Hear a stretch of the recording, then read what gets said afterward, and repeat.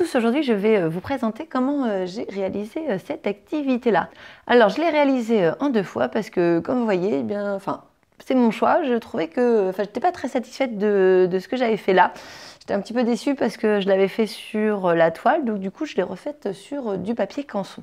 Donc là, on est sur un travail sur le dégradé du bleu. Donc du coup, il faut tout simplement avoir de la peinture blanche et puis de la peinture bleue. Ce qui est pratique, c'est que j'ai un grand rond avec plusieurs compartiments, ce qui permet de vraiment pouvoir travailler le dégradé et de bien l'observer. Donc on va mettre du blanc dans tous les compartiments et ensuite on va rajouter du bleu, donc 1 goutte, 2 gouttes, 3 gouttes, voilà, au fur et à mesure, on augmente la dose de bleu et dans le dernier compartiment, on va mettre que du bleu.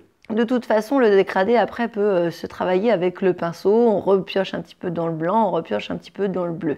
On va commencer avec le blanc et puis on va faire le petit rond de la lune et ensuite on va aller chercher dans le compartiment d'après et on va, ce qui est important ici dans cette activité là, c'est vraiment de toujours faire des pinceaux qui vont être circulaires et c'est ça qui va rendre un petit peu cet effet de dégradé et qui va vraiment voilà, permettre de voir que c'est la lune qui rayonne dans le ciel noir de la nuit. Et donc voilà, plus on s'écarte de la lune, plus on va prendre des couleurs plus foncées et puis on va travailler ça. Faut pas hésiter à redonner des petits coups de blanc ou redonner des petits coups de noir pour des petits coups de bleu foncé, surtout pour que le passage d'une couleur à une autre puisse vraiment se faire de façon progressive. Alors quand on réalise ce dégradé de bleu, on pense à laisser une bande blanche en bas pour pouvoir faire le paysage donc, de la neige. Donc une fois que le dégradé de bleu est sec, on va mettre du blanc. Alors je trouve que c'est sympa plutôt de tamponner avec une éponge, de tamponner le bas. Pas forcément évident avec de la peinture à eau parce qu'elle recouvre pas assez et je trouve ça peut-être intéressant d'utiliser de la peinture acrylique pour que ça soit assez recouvrant, qu'on puisse un petit peu vraiment faire bien la démarcation entre la partie du ciel bleu et la partie de la neige. Et une fois donc il y a un deuxième temps de séchage, on va attendre que le blanc soit sec et ensuite on va passer à ce qui est le plus délicat, ça va être donc l'ombre des arbres avec de l'encre de Chine.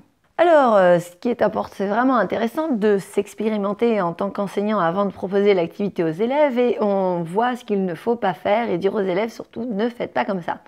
Ce que j'ai fait, c'est que j'ai trempé une paille dans la bouteille. Il restait qu'un tout petit fond au fond de la bouteille, donc il n'y avait pas de souci. Et puis ensuite, j'ai fait tomber une grosse goutte. C'était là l'erreur. Je pensais qu'il fallait quand même pas mal pour pouvoir faire en sorte d'avoir des arbres longs. Et non, en fait, une toute petite goutte suffit parce que vous voyez, avec une grosse goutte, ça fait un énorme pâté et après, ça n'en finit plus. On a plein d'encre qui reste et donc du coup, ça fait vraiment des gros pâtés.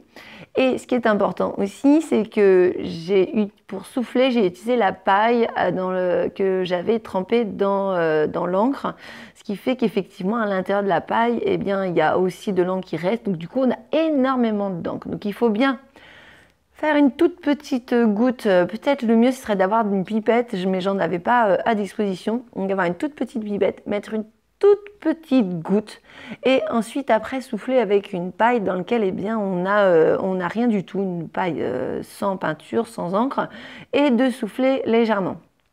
Ce qu'il faut faire attention aussi, je me suis rendu compte dans mon deuxième essai, c'est qu'à force de souffler, on va humidifier l'intérieur de la paille et donc du coup il va y avoir de l'eau, un effet de condensation et du coup il va y avoir de l'eau qui va finir par sortir et du coup ça va vraiment faire pas joli parce que l'encre va ensuite après se diluer et il faut vraiment faire attention à utiliser pourquoi pas 2 pailles le temps qu'il y en a une qui sèche si jamais on a besoin de faire plusieurs arbres comme mon deuxième essai. Bon, mon deuxième essai, j'ai finalement pas fait la peinture blanche parce que je voulais vraiment vite essayer. Donc après, je verrai pour refaire, pour remettre de la peinture acrylique par-dessus. Parce que là, en plus de ça, dans la première peinture, eh bien, en voulant souffler, j'ai éclaboussé, mais vraiment, j'en ai mis partout dans le blanc. Donc j'ai essayé avec la peinture acrylique de repasser par-dessus. Enfin, c'est vraiment, le rendu est vraiment pas joli. Bon, de loin comme ça, sur la vidéo, on pourrait croire que c'est sympa, mais bon, moi, je n'étais pas satisfaite du tout. Donc voilà les petites astuces pour faire cette activité-là et les petites choses à pas faire. J'espère que ce petit tuto vous aura plu. Je vous dis à bientôt pour une prochaine vidéo de maîtresse. Salut!